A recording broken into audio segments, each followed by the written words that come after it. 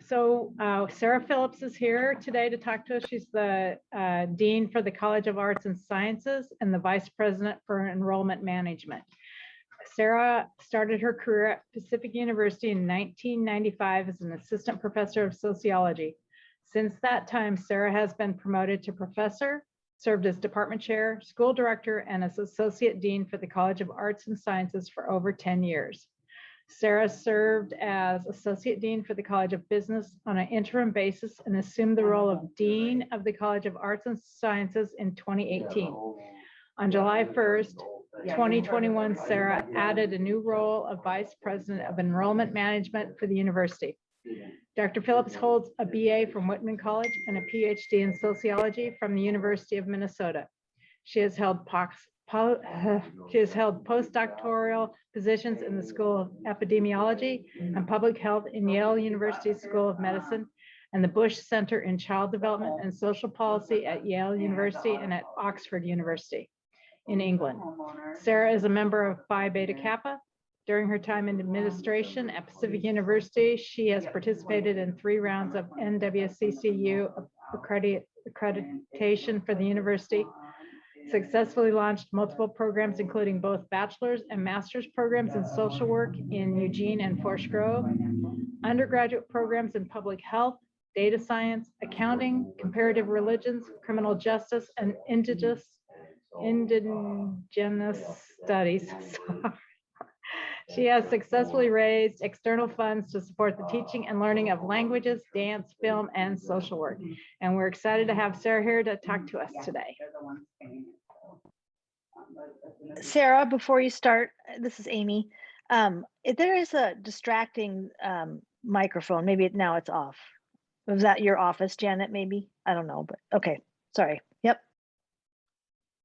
Thank you. Thank you very much for having me today. When I was talking with Janet, she gave me pretty much free rein about what I wanted to talk about, which is always dangerous, but made me decide that I should see if I could enlist you all to solve one of my current problems.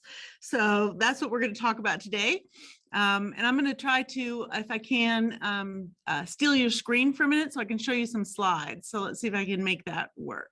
So I thought I'd see if I could have you help me solve my question of where are all the boys? So we can go on from there. I'll just thank you. So one of the issues for colleges across the country right now is that there is a declining number of high school graduates. If you are, in a college, you need kids to graduate from high school in order to go to college.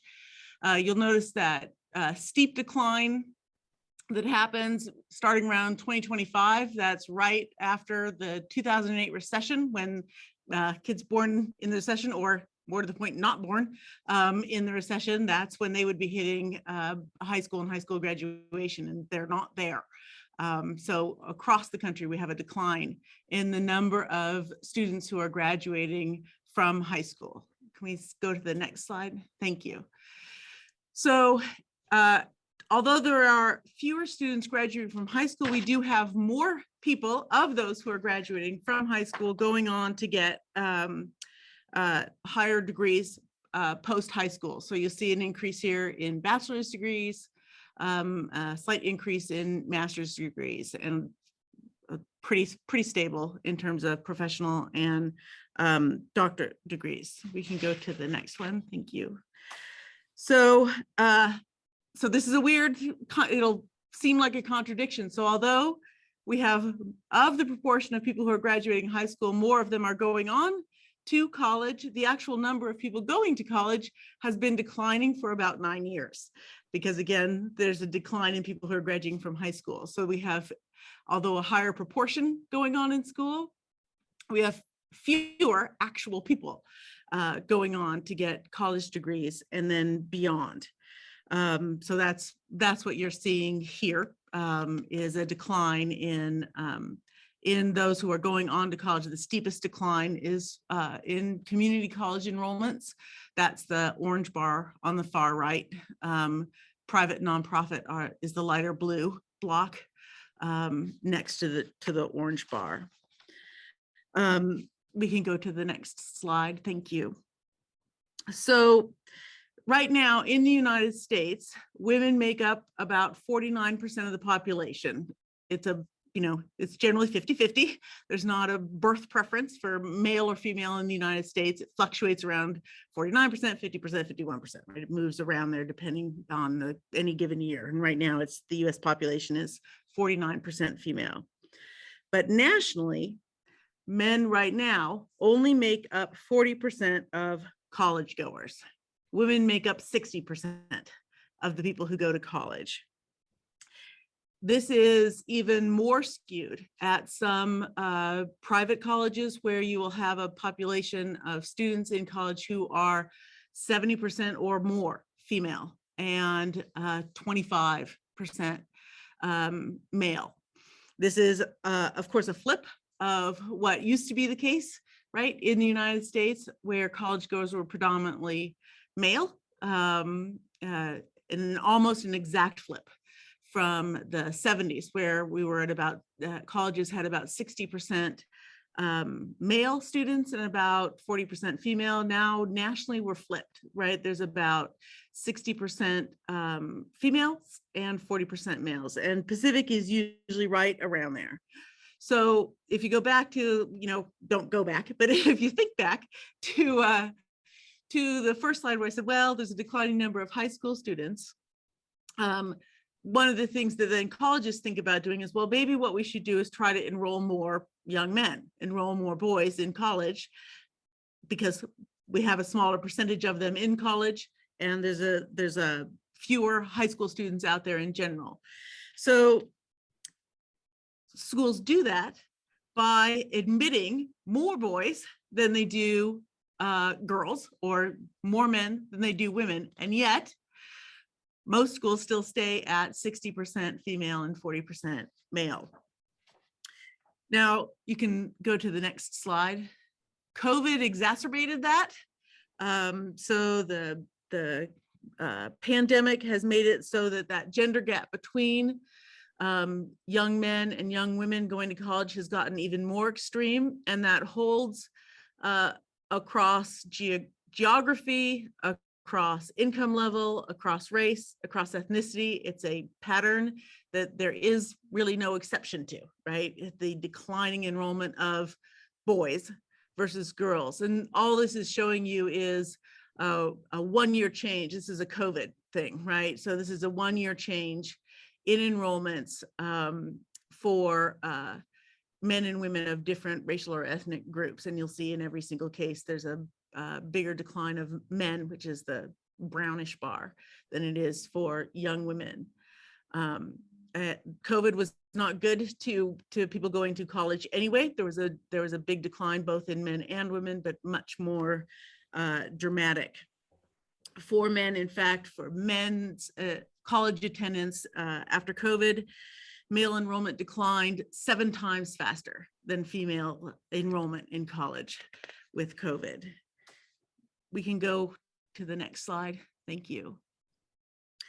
So we might be able to say, okay, well, maybe it's not that big of a deal if boys aren't going to college, if what they're doing instead is going out and getting a job, right? If what they're doing is working instead of going to college, maybe we could be okay with that. We can even argue that that might be especially the case given a pandemic, where a lot of people's families couldn't work, they lost their jobs, and typically young men will feel a stronger need to earn money immediately than will young women. And so it's possible we could say, well, all right, so in a difficult economy, boys are opting out of college to go and get a job. Maybe, right? That would be one possibility. We can go to the next slide. But there's no real evidence to show that. In fact, women have been increasing their representation in the paid workforce, while the percent of men in the paid workforce has been declining. So women right now, just barely, make up a majority of all those in the paid workforce now in the United States. That's only the second time that has happened in the United States. The first time was right at the 2008 recession. You see that dip there. And that was the first time that women made up the majority of those in the paid workforce in the United States. So we can go to the next slide. So men's participation in the workforce has been declining, and that is the case both for college educated and non-college educated men. So that's the two bars you see here, the top bar being those who are college educated, the bottom one being those who are not college educated. So we also can't explain that away by saying, well, it's that women are employed part-time. In fact, if you look at from the Bureau of Labor Statistics, 80% of employed mothers are the primary earners for their families. So it isn't just that there are a lot more women who are part-time and men are full-time. What we're really seeing is a decline of women or decline of men in the paid workforce.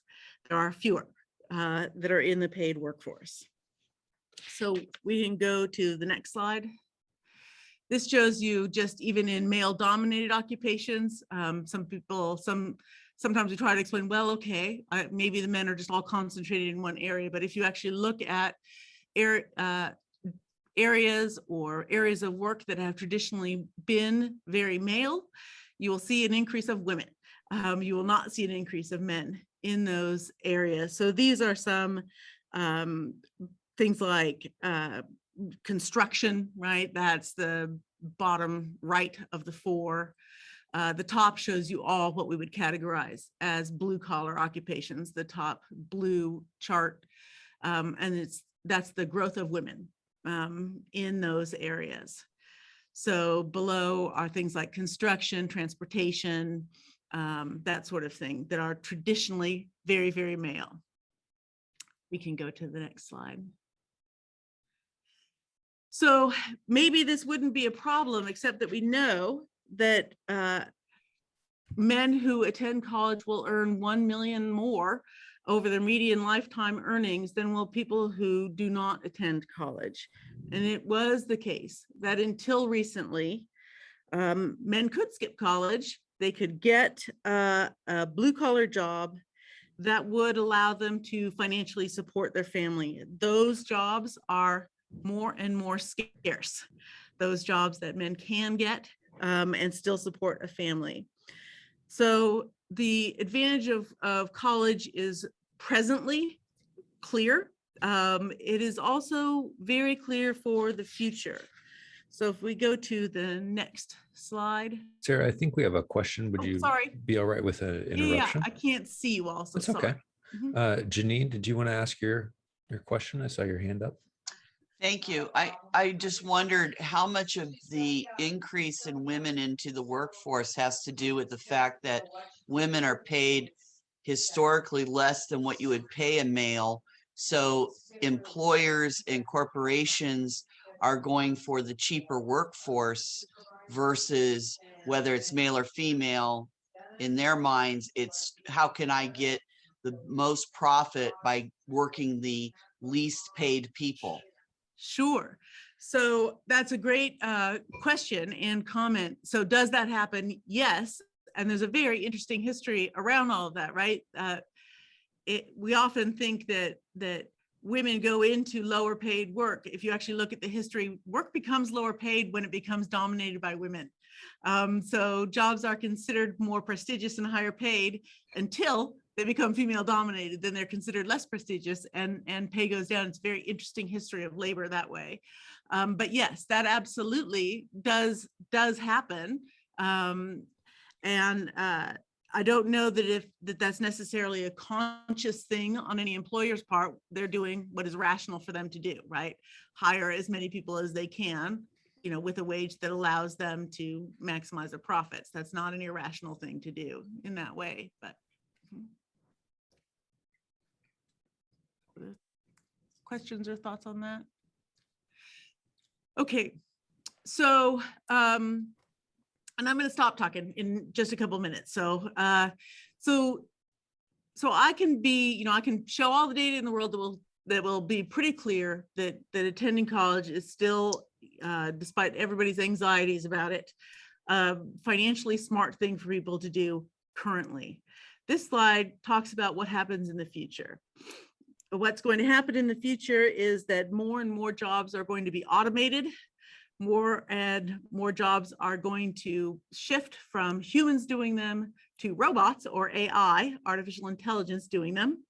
And that's going to happen more to the jobs that are held by people without a college degree than it's going to happen to the jobs that require a college degree, which means that men and men's jobs in the future are more at risk for automation than are women's jobs in the future. So although I can make a clear argument now that is definitely in men's benefit to go to college now, it will be even more so in the coming years because many jobs will be automated, and those that tend to be the jobs where those men are right now. We can go to the next slide. So here's my problem and what I thought that I would bring to you today as a question. So young men or boys, they're, 20, 22, they're not going to college and they're not entering the paid workforce. Where are they? So this is a real problem of truly, where are they? They're not at work and they're not in school. And if you look at the New York Times says, well, they're in the basement playing video games. And they're being serious about that. They're serious in saying that's where the boys are. But it is an issue, right? If as a society, what we don't want is half a population to be resentful, angry, disenfranchised 10 years from now. It is a challenge on college campuses to raise the issue of where are the boys, because it is still the case in the United States that men earn more than women do. And so if you ask, hey, should we pay attention to boys and where are the boys? The response you will usually get is, well, when women and men have equal pay, then we'll talk. But we're setting ourselves up for a problem 10 years from now because we don't even know where those boys are. So that's what I thought I would talk with all of you about a little bit today and see what your thoughts are on that. Probably many of you have kids that are in that age group or family members or grandkids that are in that age group. So what are your thoughts on where are those boys? So I'm going to stop sharing so we can see everybody. I say Janine has her hand up. I would ask how much of your data reflects the fact that the demographic you're looking for, that 18 to 22-year-olds actually have joined the armed forces, and that's where they went. So that's an interesting question. I don't think that there's been a proportionate uptick in those joining the armed forces enough to explain the drop-off. I was wondering just how these trends look if you look just in Oregon, for example, where we have subsidized community colleges more. I wonder if we're still seeing that precipitous drop in enrollment in community colleges in Oregon.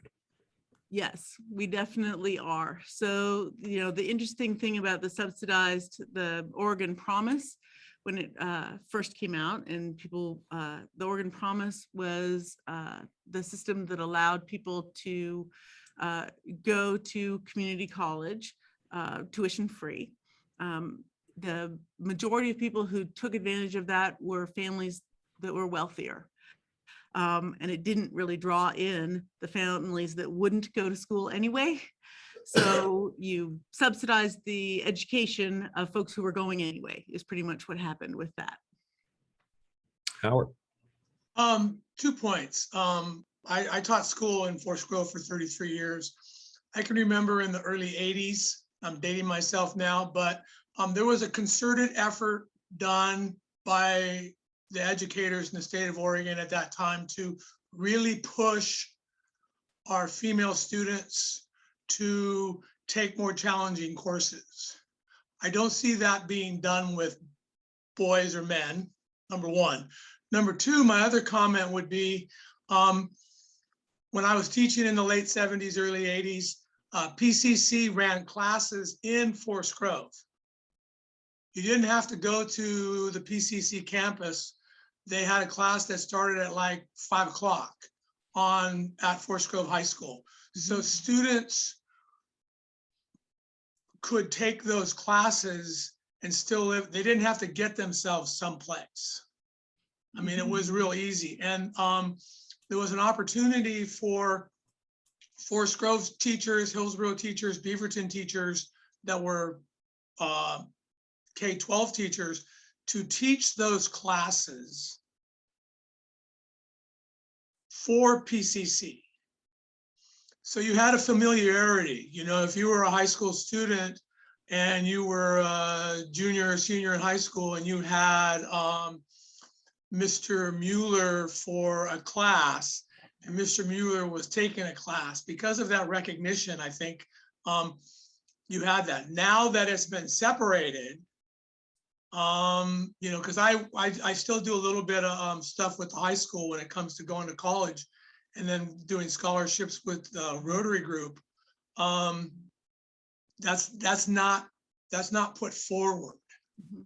So I think there hasn't been the drive to, I mean, I remember 82, 83, it was, hey, when the high school comes and they're talking about high level math classes and high level science classes, you got to push the female students into those.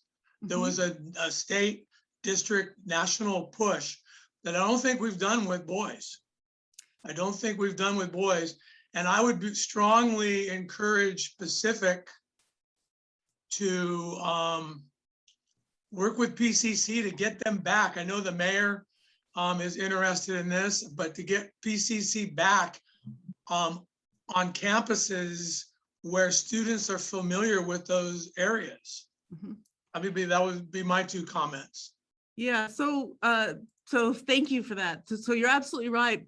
Boys, right? Younger boys in school, it's not, by the time it's college, the difference has already happened between boys and girls, right?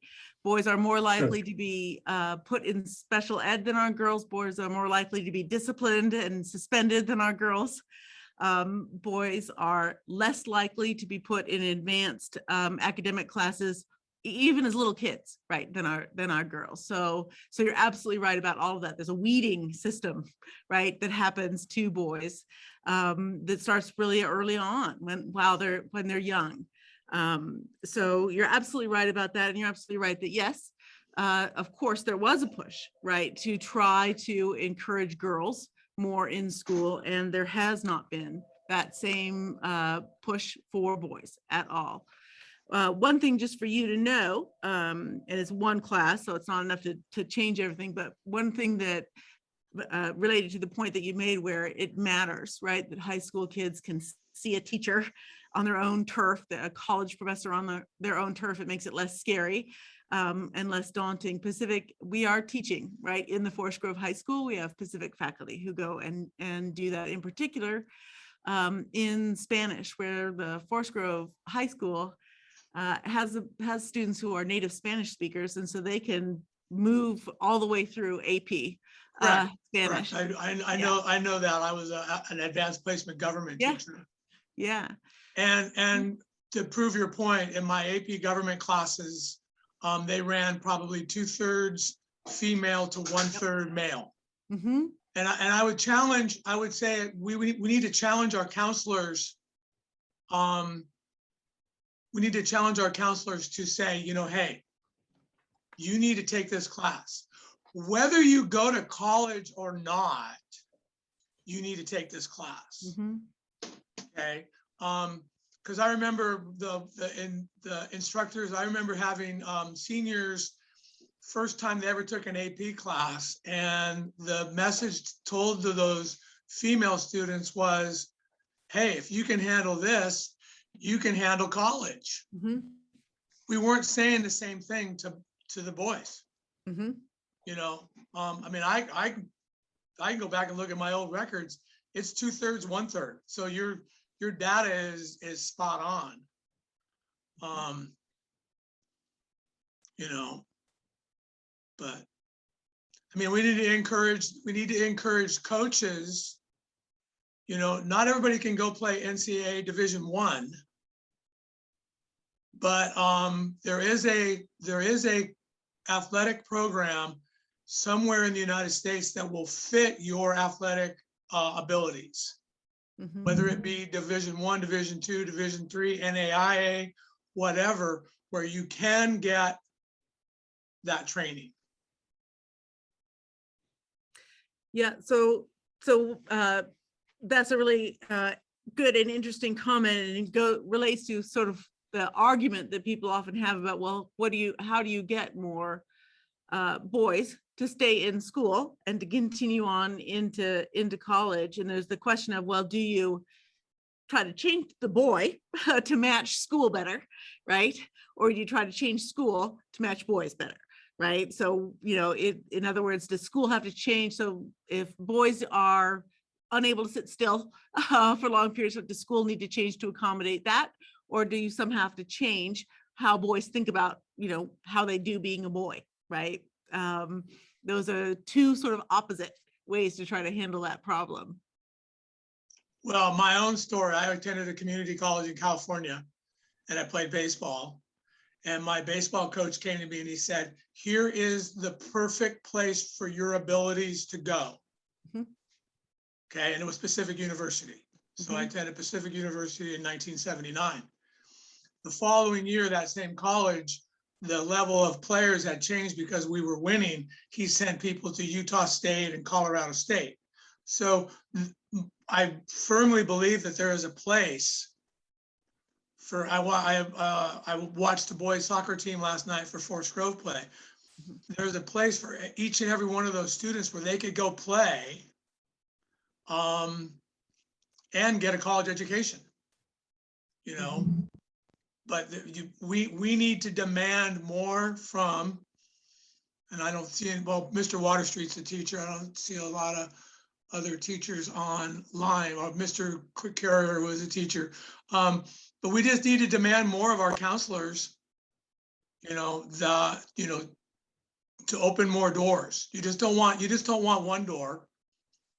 You need to have a variety of doors. And I'll stop talking. Sorry, Bryce. It's all right. I saw Jim Crisp's got his hand up.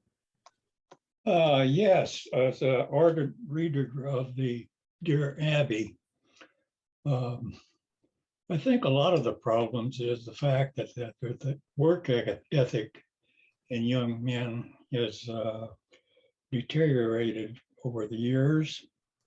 And according to her, a lot of those boys are home with their parents. And the parents don't have the willpower to kick them out so that they'll go out on their own. They'll hold a job for a little while and then get fired, then come home again and play with their cell phones. Yep, I think there is actually a lot of evidence that supports that, right? That when boys do get work, it's often in what we would call the gig or contingent economy. So they, drive for Grubhub or something like that for a while, right? So it's not the kind of job where there's stability or you can move up or you get health benefits or anything like that. And so it is a cyclical, right? In and out of work a lot. Yeah. I saw John Ball. Yes. Yeah, I had a question. Sarah, you implied that possibly the schools, as they're set up, aren't meeting the needs of boys as well. At least some aspect of the education is not adequately meeting their needs. However, this education tends not to change very fast. And what we've seen is a large drop in the participation of boys.